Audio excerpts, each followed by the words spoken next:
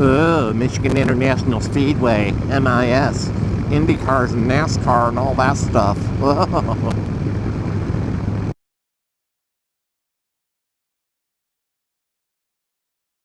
Hey everybody, Moose here. I'm at the Harley-Davidson dealer here in Cement City. Came in to look around at a few things, and I thought I'd let you know that a few things are going to change. You're going to have a little different view from my bike from here on out after this ride. Because I bought me something new. Just fucking with you a little bit. Same bike. Got new mirrors. Split vision. So I'm going to put those on when I get home.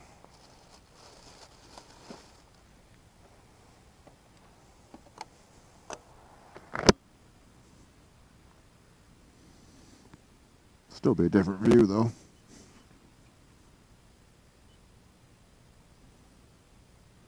Not really a lie. Probably had y'all thinking about a new bike. Thought crossed my mind. But I'm going to stick with what I got for right now. Got it the way I like it. Wouldn't mind ordering a different fairing for it that had a stereo in it, but we'll see. Years back, had I known that I would get to this point in my life where I'd want a different bike, I would have bought the Ultra Classic. Possibly. But I still like the Road King. It does well for me. It runs good. And it's paid for. So even better.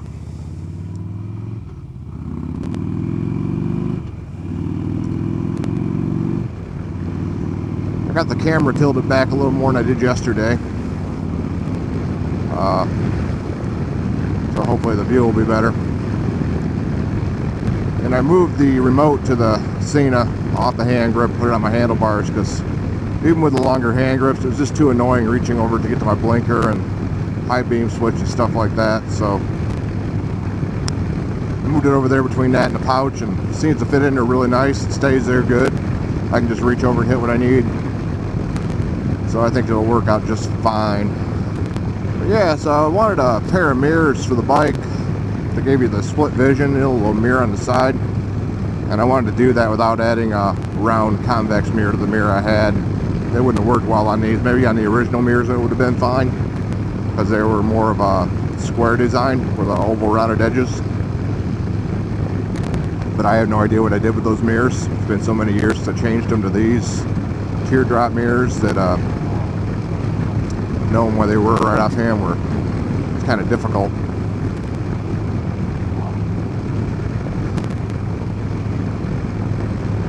Every time I go in there, I look at the new bikes and go, oh, that Ultra Class is really nice. And I look at the price tag and go, oh, I don't like the price. I mean, it's not too far off what I paid for this thing originally, but I just can't bring myself to do it yet. I'm trying to pay my car off and hopefully looking to buy a house next year and stuff. So I think take precedence over that, and then maybe in another 5 or 6 years I can buy another new bike.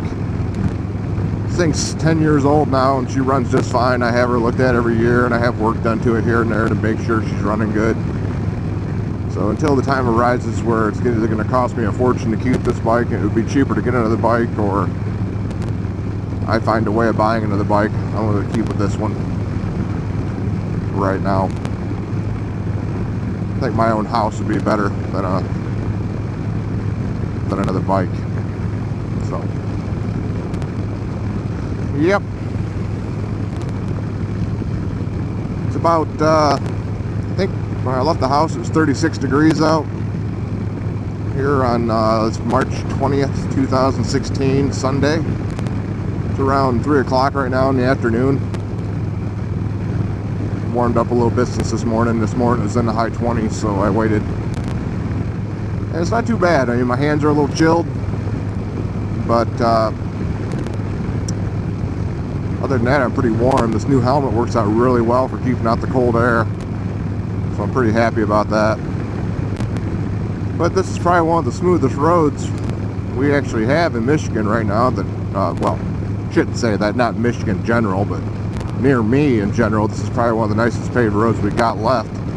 This is US 12, and it was repaved probably about, I don't know, 10 years, 11 years ago maybe. Somewhere around that. I can't remember exactly when, but it was fairly recent, so it's still fairly smooth. Which will give me a good idea as whether or not the camera is bouncing or not. Because I couldn't tell on my video the other day, I was on such a bumpy road that the whole bike might have been bouncing, making my head jolt. And I do know that these modulars don't, you know, they're not as solid obviously as a full face helmet would be. So there's a good chance the helmet could be moving a little bit in the mechanism that allows it to swing open on that hinge. And I kind of wanted to take a smoother road to see about that. So that'll be a good test. When I get back, I'll be able to look at it and see. I mean, it's still a little bumpy. You can still feel the jars in the bike, but not anything near what I was riding on yesterday on my road and the road parallel to my road. That damn thing is just a jolty son of a bitch anymore.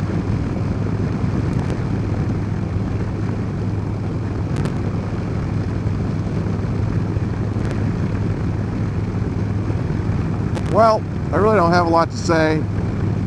I just wanted to start the video up and tease you a little bit over the new outlook on what you're going to see on the bike from now on.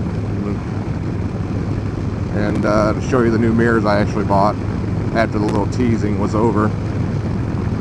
So, I'm going to continue my ride home. I got about another 10 minutes to get there, so I think that's what I got left on the trip. And I'll put the bike away and I'll go play with the video stuff for the rest of the day and just relax on this Sunday. And tomorrow I'll start the work week all over again.